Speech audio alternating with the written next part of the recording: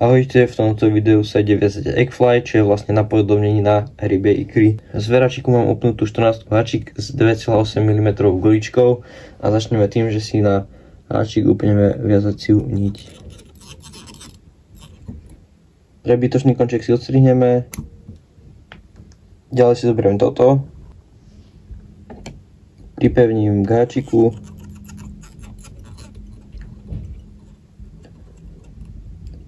Zhruba takto. A kružkujem smerom dopredu tak, aby nám vznikol tvar vajíčka. Vpredu si to zaistíme.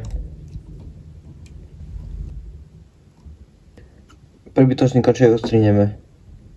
Urobíme uzlík. Odstrihneme nitku. A máme hotovo. Ak nechceme, aby nám takto gulička tršala, stačí pridať lak, malinké kúsočky naň prilepiť. Eggfly máme hotovú a už nám ju stačí iba zobrať k vode a otestovať. Ak sa ti video páčilo, nezabudni dať like, odber a do komentáru napíš, ako vyvážeš ty.